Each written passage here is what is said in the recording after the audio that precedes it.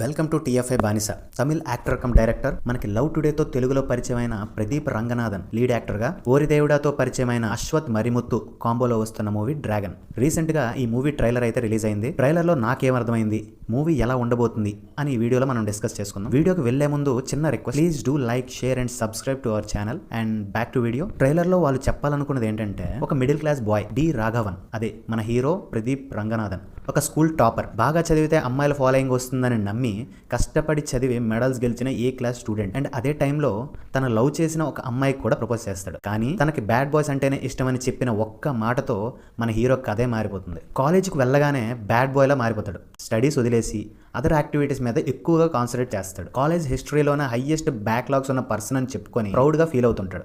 ఈ యాక్టివిటీస్ అన్ని నచ్చని ప్రిన్సిపల్ మన హీరోని ఒక బ్యాడ్ ఎగ్జాంపుల్గా కాలేజ్ మొత్తం ఇంట్రొడ్యూస్ చేస్తాడు. ఇప్పుడు వస్తుంది మనోడి ఫస్ట్ లవ్, అనుపమ పరమేశ్వరన్. బేసిక్గా హీరో చెప్పినట్టు చదువుకొని మంచి అబ్బాయిలా ఉంటే అమ్మాయిలకి బాగా నచ్చుతుందంటారే, అదంతా పచ్చి అబద్ధం కదా.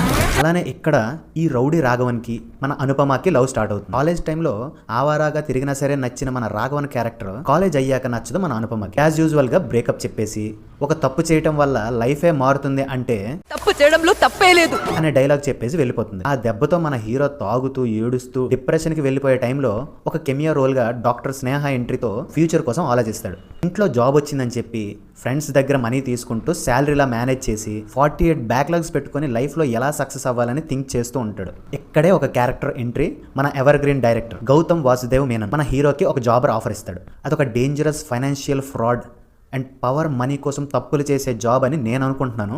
ఇలాంటి టైంలో ఇంకొక హీరోయిన్తో పరిచయం, ప్రేమ పెళ్లి. ఈ పరిచయం ఎలా మొదలైంది, రాఘవన్ ఫ్రాడ్ చేశాడా లేదా, చేసి ఇరుక్కున్నాడా తప్పించుకున్నాడా, ఫైనల్ గా ఒక పర్మనెంట్ లవ్ తన లైఫ్ లోకి వచ్చిందా లేదా అనేది మూవీలో మనం చూడాల్సిన content. Movie Feb 21st release అవుతుంది. సో చూద్దాం ఏమవుతుందో. సో ఇది టోటల్ గా మై వ్యూ మాత్రమే. మా వీడియో ప్రెడిక్షన్స్ అండ్ రివ్యూస్ మీకు నచ్చినట్టయితే ప్లీజ్ లైక్ చేయండి, సబ్స్క్రైబ్ చేసి ఇంకొకరికి షేర్ చేయండి. మళ్ళీ ఇంకో రివ్యూలో కలుద్దాం. షైనింగ్ ఆఫ్ యువర్ టీఎఫ్ఐ బానిస. ఇక్కడ ఒకటి పీకు ఇండియా కినపడేటట్టు పీకో బాగుండదు. ఏకమైనప్పుడు పీకో కాదు కాదు మామ, నువ్వు నిజంగా భారతీయుడు పీకో. ఏకమైన పీకో. Okay okay.